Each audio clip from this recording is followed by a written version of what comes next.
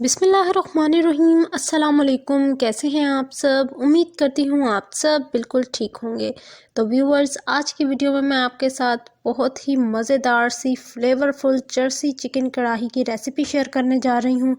इसको आप सहरी में ट्राई करें, अफ्तारी में ट्राई करें, बहुत मज़ेदार बनकर तैयार होती है। इसके लिए सबसे पहले हमने यहाँ कढ़ाई ले ली है और कढ़ाई के अंदर हम ऐड कर रहे हैं 1 कप कुकिंग ऑयल।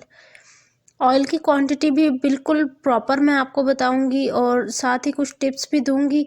यहाँ पर देखिए, मैं पिंक सॉल्ट का यूज़ कर रही हूँ, आप रेगुलर सॉल्ट भी यूज़ कर सकते हैं, 1/2 टेबल स्पून।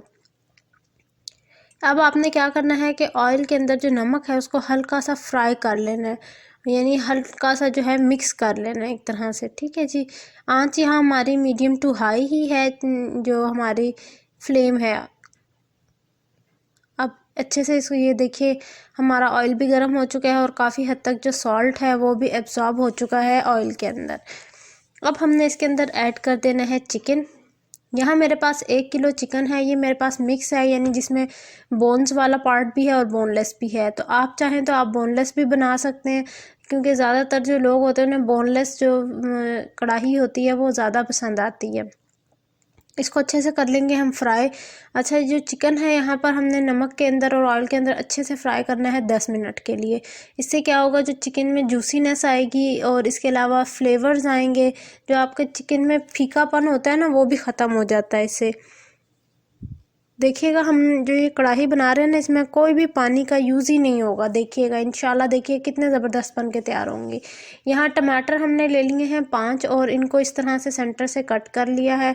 आंच बिल्कुल लो कर दी हमने यहाँ, क्योंकि चिकन ने खुद भी थोड़ा सा पानी जो है छोड़ा हुआ था। कुछ टमाटर जो है वो पानी इतना ज़्यादा छोड़ देते हैं कि उसके बाद जो है चिकन को ज़रूरत ही नहीं पड़ती कि आप इसमें पानी डालें। और जिस कढ़ाई के अंदर आप पानी ना डालें ना, और पानी के बगैर ही वो टेंडर हो जाए चिकन और वो कुक हो जाए, तो उसका फ्लेवर ही अलग से निकल के आता है।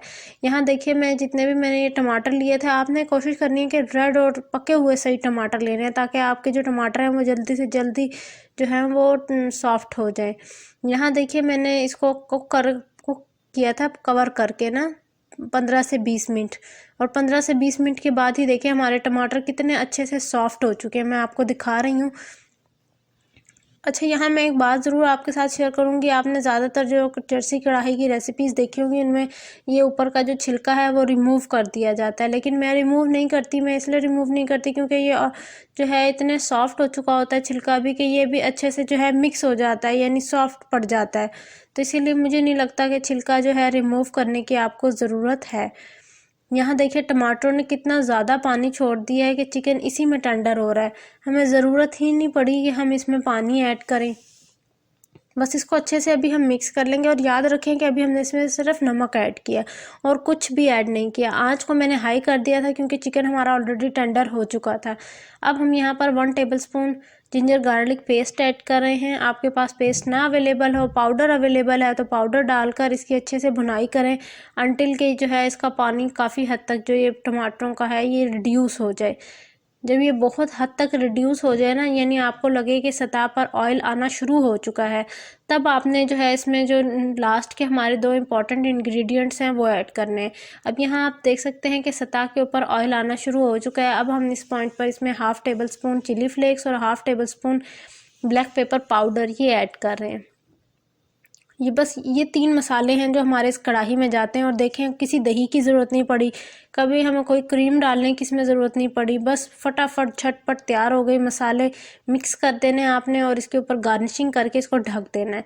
इससे क्या होगा, जो आपकी कढ़ाई के अंदर धनिए का फ्लेवर, हरी मिर्चों का फ्लेवर वो बहुत अच्छे से आएगा खिलकर। ये थी जी मेरी आज की रमज़ान स्पेशल की रेसिपी। आई होप मेरी आज की रेसिपी आपको अच्छी लगी होगी।